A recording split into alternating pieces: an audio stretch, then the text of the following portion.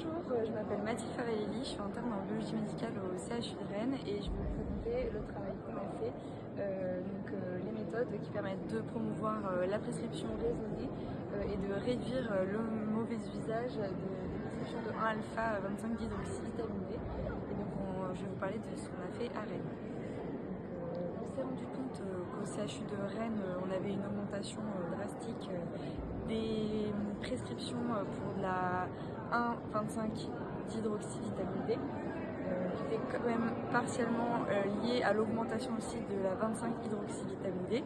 Mais on s'est dit que ça pouvait aussi être lié à la méthode de prescription qui est d'une première part informatisée par le prescripteur, qui prescrit sur un logiciel et qui est ensuite retranscrit sur un bon papier par l'infirmière.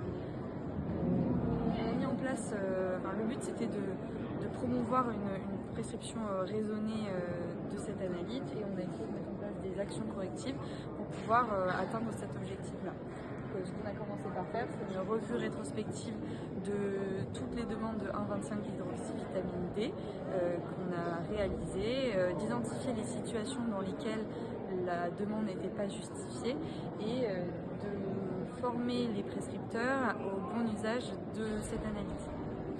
Ensuite, on a pu renommer l'analyte dans le logiciel de prescription parce qu'avant que ça soit renommé, quand le prescripteur cherchait vitamine D, la première chose qui sortait c'était le 1,25 d'hydroxyvitamine D et non la 25. Donc le fait de modifier, ça a permis de sortir la 25 hydroxyvitamine D en premier.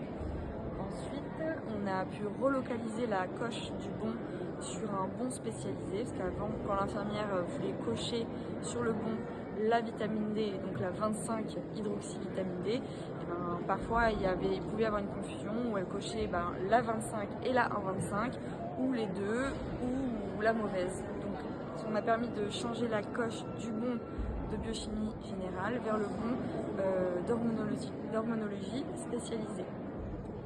Toutes ces actions correctives ont permis de réduire drastiquement la prescription de la 1,25 d'hydroxyvitamine D, ce qui a permis justement par la suite de faire une revue prospective de toutes les demandes journalières qui sont revues par les biologistes et qui permettent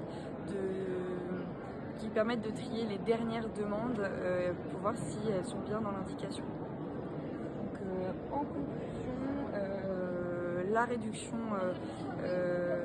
a été très importante après ces actions correctives. Ça a permis d'une part de prescrire le bon analyte pour la bonne demande et surtout de réduire les coûts d'à peu près 40 000 € par an en coût test au niveau du patient et aussi au niveau des calibrants, des contrôles et des réactifs.